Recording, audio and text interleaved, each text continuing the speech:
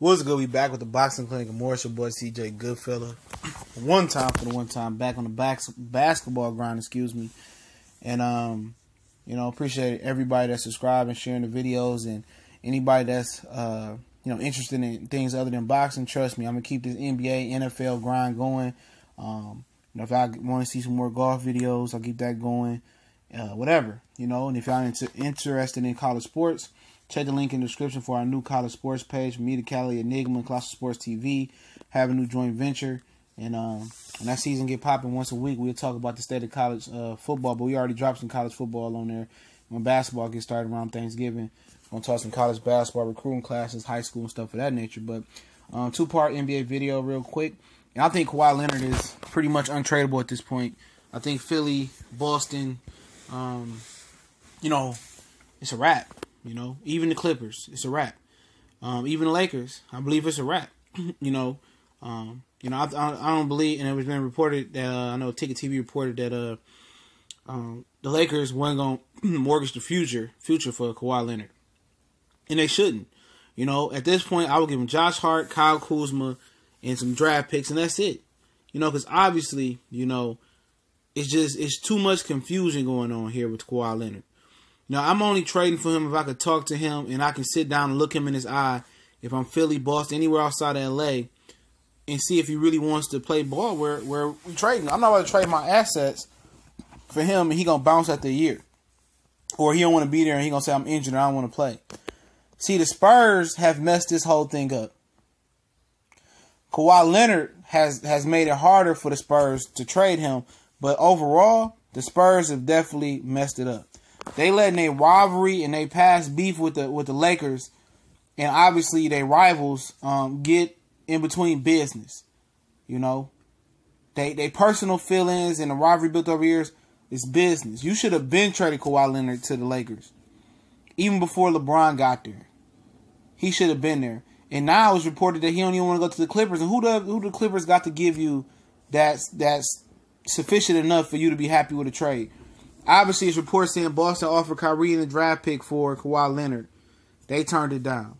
I know Philly been trying.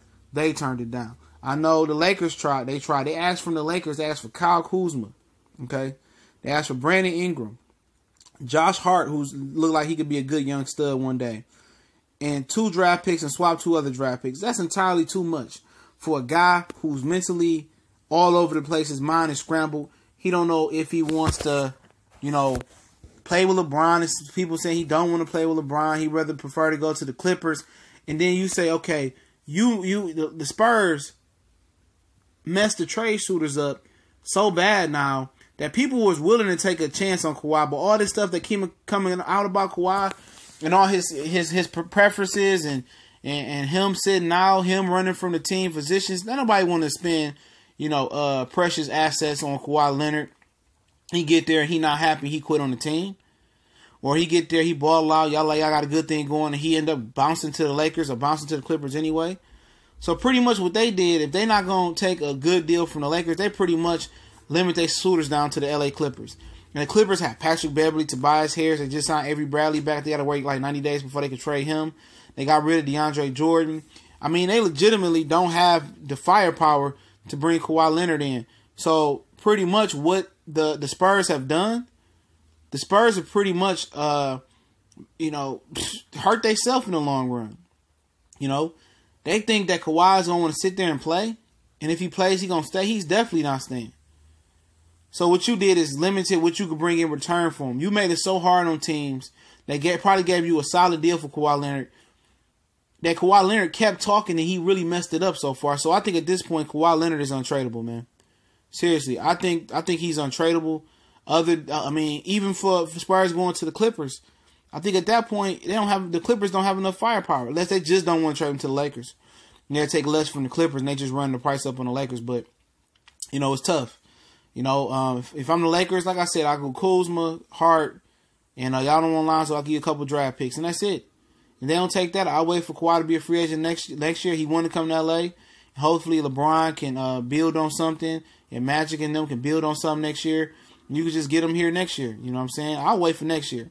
And the Clippers, like I said, they don't have enough firepower, so it'd be interesting to see what happens. But I think, Kawhi Leonard is untradeable, right now, even to the Lakers and even to Philly and Boston and other suitors.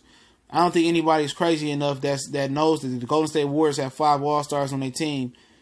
I think everybody know they more than one player away. Even the Los Angeles Lakers.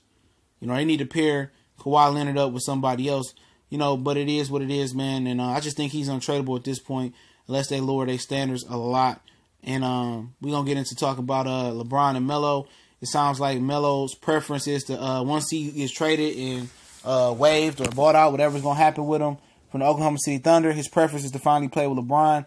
He was the one guy that couldn't make it to Miami to play with LeBron and didn't make it to the Cavaliers last year to play with LeBron. And that's who we want to play with. And I think LeBron and Melo had a long-standing relationship since high school.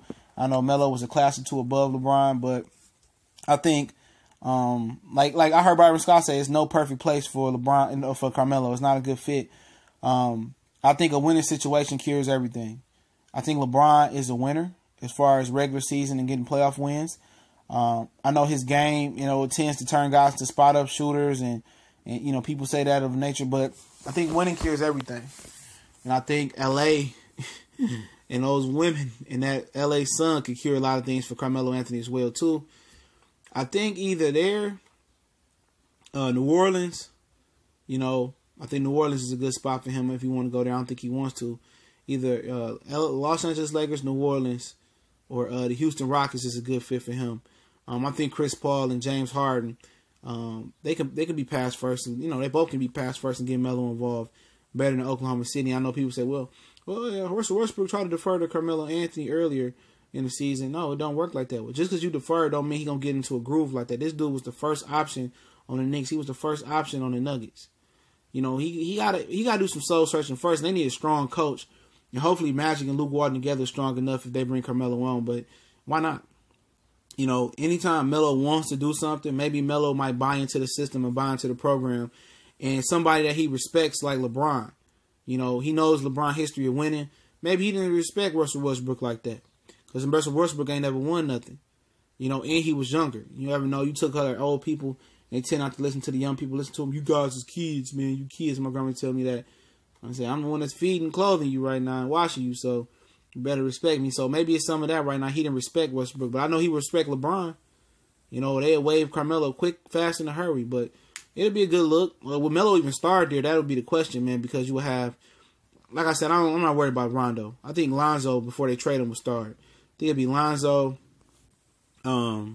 maybe Lonzo, LeBron, Carmelo, Ingram, and maybe they could find a big man. I know Brook Lopez just signed to the Bucks. I don't know why. The Bucks need a rim defender, and they need some rebounding. And Brook Lopez is neither one. So they got rid of Julius Randle, and they got JaVale McGee there.